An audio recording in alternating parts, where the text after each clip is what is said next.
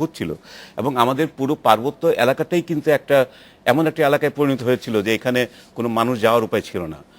এটা মানে খুন, তারপরে অপহরণ কিংবা এই মানে এটা একটা বড় একটা অস্থিতিশীল জায়গা ছিল। এখন এই আওয়ামী লীগ গভর্নমেন্ট কিন্তু অন্তত এমন একটা জায়গায় নিয়ে এসছে যে অন্তত এখন ওই জায়গাগুলোতে যে অস্ত্রের ভান্ডার ছিল এটা কিন্তু নেই এখন, কিংবা সহিংসতাটা নেই, ওইটা নেই, অ্যাটলিস্ট ওইটা উপরে উপরে হ্যাঁ। নেই। এবং যে অস্ত্র আগে ভারতে বাংলাদেশের বিরুদ্ধে যে ঘাঁটি ব্যবহার করত সেটা ওই রকম করে হয়তো নেই, কিন্তু যেটা বর্তমানে বোঝা যাচ্ছে যে আপনার বর্ধমানের মানে একটা কারখানায় মানে বর্ধমানে মানে বিস্ফোরণ এবং এখান থেকে কিছু পাচার হয়ে আসার অস্ত্র, এবং ওনারা ওখানে বলেছেন মানে ভারতের গোয়েন্দা সংস্থার কাছে ওনারা বলেছেন যে 4 দফায় বাংলাদেশের দিকে এই মানে এগুলো পাঠানো হয়েছে অস্ত্র, এবং 4 দফার মধ্যে এগুলো বাংলাদেশে পৌঁছতে পেরেছে কিনা এটা কিন্তু ওনারা বলতে পারছেন না। কিন্তু ওখানে যারা ধরা পড়েছে, যারা নিহত হয়েছে, তারা সাতক্ষীরের লোক, সাতক্ষীরা থেকে গিয়েছেন এবং তাদের অনেকের পরিচয় বলা হচ্ছে যে তারা জেএমবির সাথে যুক্ত ছিল। যাক, বিষয়টা খুব ইন্টারেস্টিং। সাতক্ষীরা, সাতছড়ি, সাত খুন র্যাবের সঙ্গে সংশ্লিষ্ট। দর্শক, নিচ্ছে একটা ছোট্ট বিরতি, আমাদের সঙ্গেই থাকুন।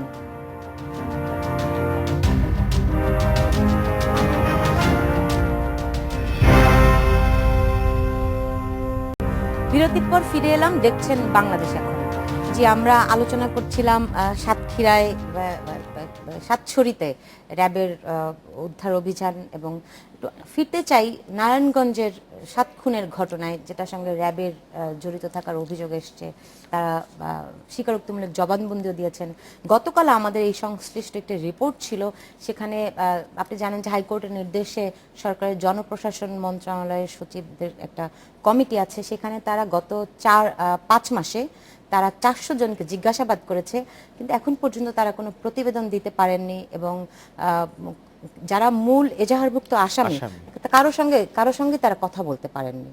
এবং যিনি তদন্ত কমিটির প্রধান, তিনি বলেছেন যে তারা জিজ্ঞাসাবাদের জন্য ওই আসামিদেরকে পাচ্ছেন না, মানে কোর্টের বা যারা পুলিশি তদন্ত করছে তাদের কাছ থেকে তারা নিতে পারছে না। তবে এই তদন্ত কমিটি যে কাজগুলো করেছে এবং করে যাচ্ছে তার একটি প্রাথমিক প্রতিবেদনও জমা দিয়েছে, এবং এটি হাইকোর্টের নির্দেশে গঠিত। এবং হাইকোর্টের এই নির্দেশ এবং হাইকোর্টের নির্দেশে র্যাব 11 সিও বা কর্মকর্তাদের গ্রেপ্তার, এই বিষয়টি সরকারের খুব একটা পছন্দসই হয়নি। এবং গ্রেফতার তো হাইকোর্টের নির্দেশে হয়নি, মানে হাইকোর্ট এই বিষয়ে তো প্রথমে তারা তদন্ত কমিটি গঠনের নির্দেশ দিল, সেটা অনুযায়ী ওই গ্রেপ্তারের ক্ষেত্রেও তাদের হাইকোর্টের একটা গাইডলাইন ছিল।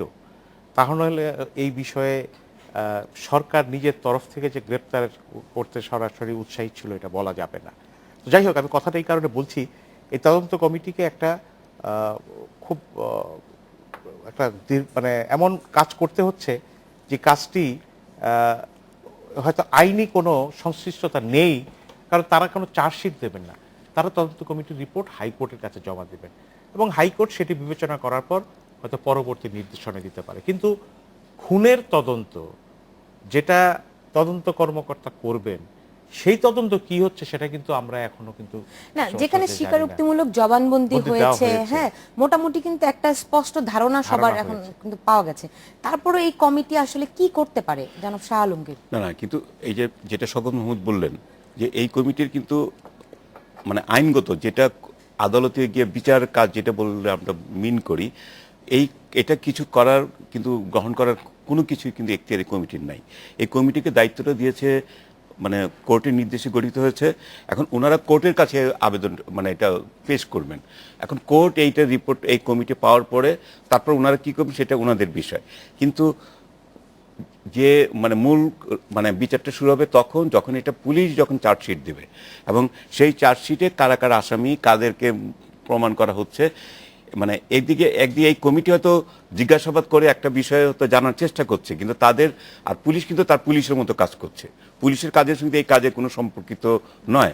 সুতরাং এই যে আপনারা যেটা বলছেন যে এই মানে এখন পর্যন্ত অগ্রগতি হয়নি, এটা তো অগ্রগতি, এটা হয়তো মানে আর কিছুদিন জিজ্ঞেস করে হয়তো দিয়ে দেবে, কিন্তু ওনারা তো কোনো সিদ্ধান্তে যেতে পারবেন না।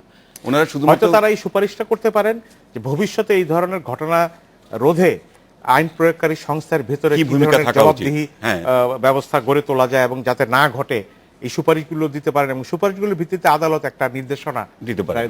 দিতে পারে। না, কিন্তু এই মামলার এই ঘটনার যে প্রধান আসামি নূর হোসেনকে দেশে ফিরিয়ে আনার তেমন কোনো আমরা মানে খুব স্পষ্ট চোখে পড়ার মতো না না, তেমন- কিন্তু বিষয়টা তো কোনো এত সহজ বিষয় নয়।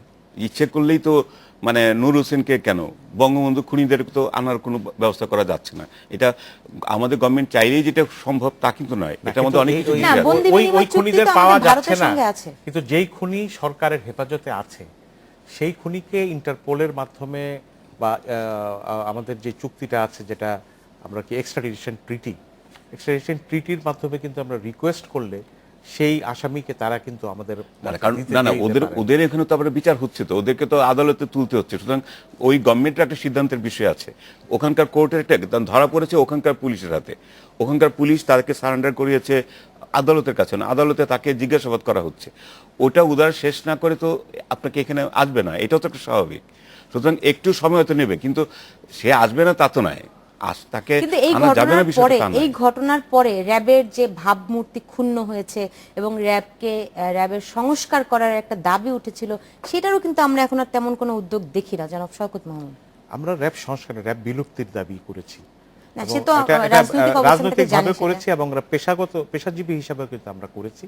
কারণ আমরা মনে করি যে যেই পর্যায়ে চলে গেছে এই বাহিনীর কারখানা, এতে করে এই বিলুপ্ত করে নেওয়াটাই হচ্ছে সবচেয়ে বড়। এবং এই বাহিনীর বিলুপ্তির দাবি কিন্তু আন্তর্জাতিক মানবাধিকার সংস্থার পক্ষ থেকেও এটা করা হয়েছে। জনাব শাহ আলমগীর, মানে সরকার তো জানিয়ে স্পষ্ট করে জানিয়ে দিয়েছে তারা র্যাব বিলুপ্তি চায় না, কিন্তু কিন্তু আমি- সংস্কারের কথাও কিন্তু তারা বলেছিল, সেই উদ্যোগ না, নাই কেন? আমি কিন্তু এই জায়গাটায় মানে একটা বিষয় বলি যে কোনো বাহিনীর মধ্যে এইরকম কিছু লোক থাকতে পারে যারা অপরাধের সঙ্গে জড়িত হয়েছেন।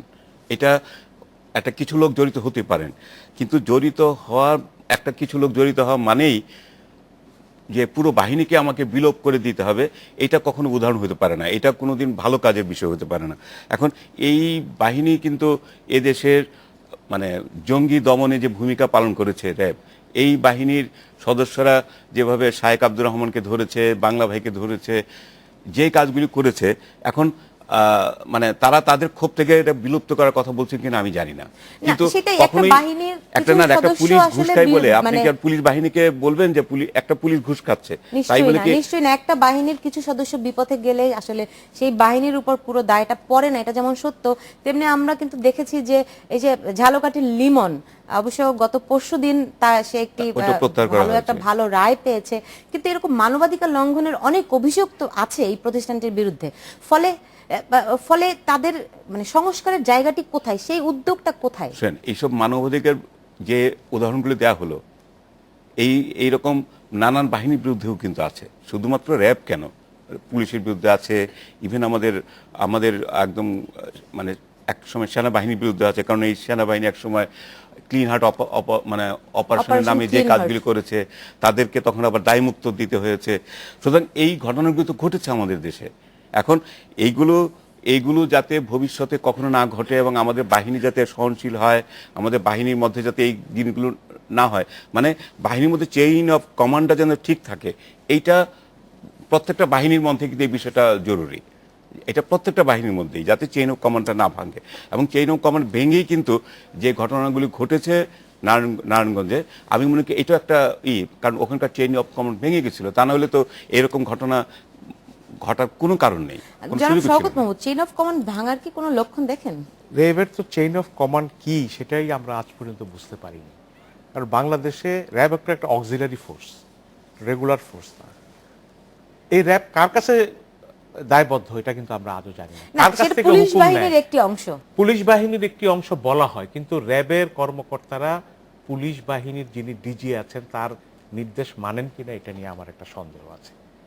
এবং এই সন্দেহ অনেকেরই আছে, জনাব শাহ আলমগীর, কেন বলেন তো? এটা কিন্তু আমি কথাটা খোলাসা করে বলি যে যারা সেনাবাহিনী থেকে এসে কমান্ডিং অফিসার হচ্ছেন তারা কিন্তু সেনাবাহিনীর সর্বোচ্চ পর্যায়ে যে কর্মকর্তা আছেন এডিশনাল ডাইরেক্টর ডিজি তার নির্দেশই মানেন। এবং আমি যতটুকু জানি যে এটা হয় প্রধানমন্ত্রীর দপ্তর বা কোন স্বরাষ্ট্র মন্ত্রণালয় কোনোভাবেই র্যাবকে নিয়ন্ত্রণ করেন না, এটা একদম পরিষ্কার হয়ে গেছে। তারা পুলিশের অধীনে নয়, তারা একটি এলিট ফোর্স এবং তারা মানে সরকারের সর্বোচ্চ অফিস থেকে নির্দেশ নেয় না কোনো গোয়েন্দা সংস্থা থেকে নির্দেশ নেয়, সেটা নিয়ে জনগণের মধ্যে একটা বিভ্রান্তি আছে। কারণ জনাব শাহরুল রেগুলার মীর, ফোর্স আসলে হিসাবে কি তারা কিন্তু স্বরাষ্ট্র এই ধরনের মন্ত্রণালয়ের নেয় না। কোনো নিয়ন্ত্রণ কিংবা পুলিশ বাহিনীর কোনো নিয়ন্ত্রণ নাই এই বাহিনীর উপর? আমি এইরকম করে আমি বলতে পারবো না, কারণ নিয়ন্ত্রণ নাই না থাকলে বাহিনীটা চলছে কোনোটা চেন ও কমান্ডের মধ্য দিয়ে তো চলছে।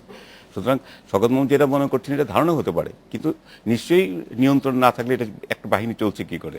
এই বাহিনী কারো না কারো মানে পুলিশ বাহিনীর নেতৃত্ব আছে বলেই তো তারা কাজ করছে, তা নাহলে তো তারা কোনো না কোনো একটা চেইন অফ কমান্ডের মধ্যে থাকতেই হবে, এছাড়া তো উপায় নেই।